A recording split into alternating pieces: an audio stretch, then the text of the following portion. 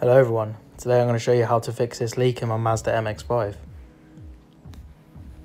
So the first thing you want to do is to empty out all the coolant. So the way you could do that with a standard radiator is through this little screw here. Be careful as it is plastic, so don't go too insane on undoing it or else you just round it off. Yeah, it might be in a different location for different radiators, so just locate that and just drain it, or you can just undo the main hose at the bottom of the radiator.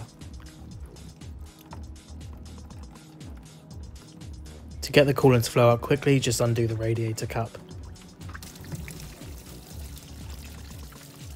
Once all the coolant has drained, just go ahead and put your screw back in. Don't forget to do this or else you will refill it and it will just pour straight back out. So next up, I'm going to be removing the air filter. Not just the filter, the actual housing as well. So there is 3 bolts that actually hold this in place, and then there is a 4th bolt which is holding the pipe in place that sucks in the air, as seen here.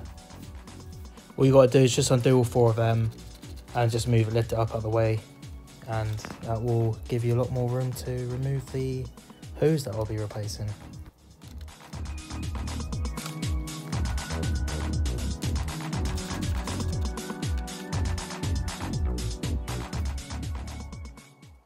Next thing you want to do is just remove this main pipe so you can get to the 3rd bolt holding in the whole unit.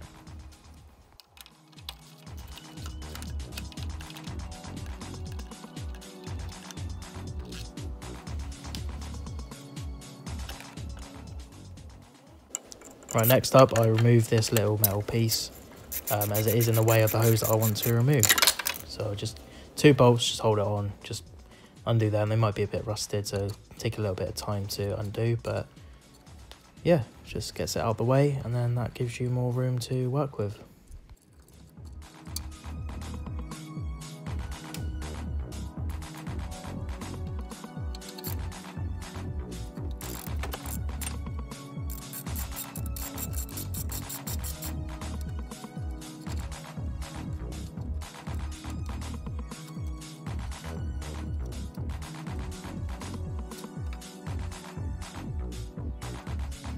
So this is the hose I want to be removing. Just going to undo the hose clamps now.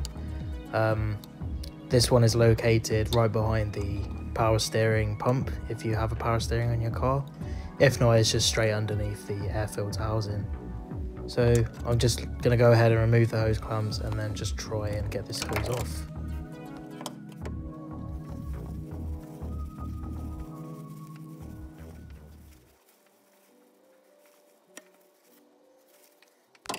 Now, the way I got this side off was I cut a little slit inside the hose and then just ran my flathead screwdriver around inside of it, and it sort of loosened it up a little bit and it was easy enough to come off then. Make sure you clean off all the excess rust and like coolant and water or whatever is on there. Just makes it just cleaner in general really, and just makes the hoses last and don't really wear off too quickly. So mine wasn't really perfect. But I didn't really want to risk sanding down anything, so I just gave it a wipe over. As you can see now, I'm fitting the hose. This one was really difficult to fit, but twisting it and just persevere with it, and it will eventually go on. And at least then you know it's tight and it's nicely sealed.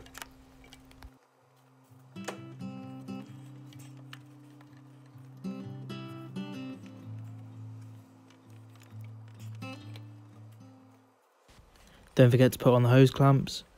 These will just ensure that the hose is nicely sealed and you won't get any leaks in the future. I did forget to put my second one on, hence why I've had to remove the pipe, as you'll see in a sec, but I did remember to put it on. But like I said, they just ensure that the hose is nicely sealed.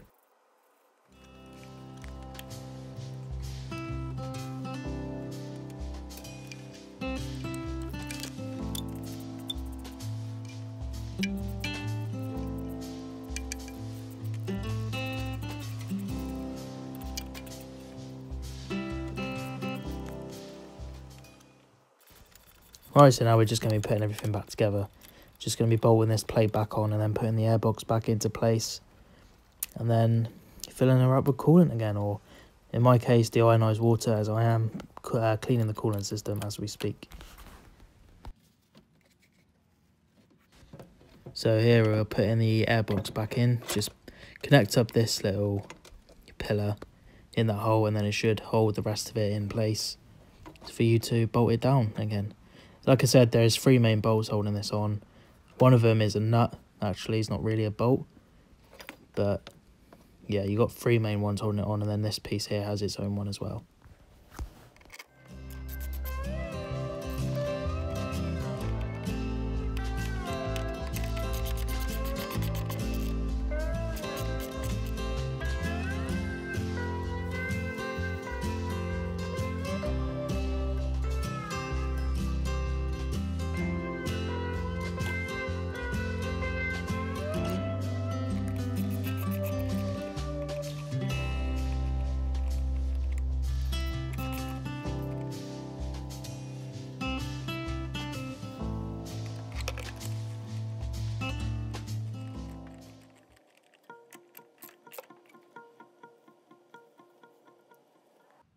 So obviously you wouldn't have seen when I was taking the airbox off that this is where the other bolt goes, right underneath the pipe, which is why you had to remove it. It just makes it a lot easier to remove this bolt.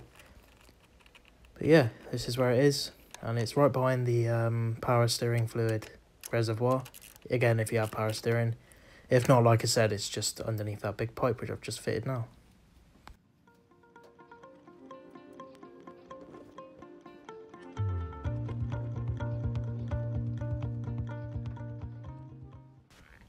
So next I'm going to be refilling my coolant system with deionized water. You may be using coolant, but just beware when you are using coolant that if you do spill it, you need to clean it up straight away, as coolant is pretty sweet to animals. So if they do lick it, they do die. So just beware of that. Just be careful spilling it. Always use a funnel. It just reduces the risk of any spillages. Make sure when refilling your coolant to squeeze the pipe that goes from your radiator to your thermostat housing. It just gets rid of any air bubbles trapped in the system.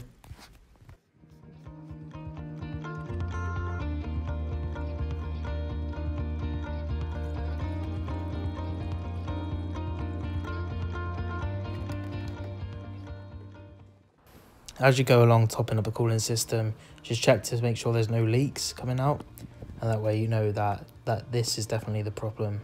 For me, it definitely is, as I did see it dripping out. Even when the engine wasn't running, it would still be dripping out coolant. So like I said, just keep checking on it every time you refill it, and just make sure it's not dripping.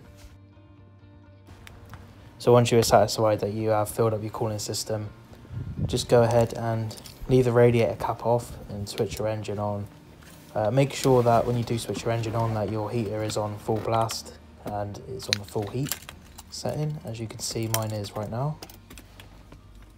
Just make sure it's on full blast, and then this will just circulate the coolant or the deionized water through your cooling system and through your heater matrix.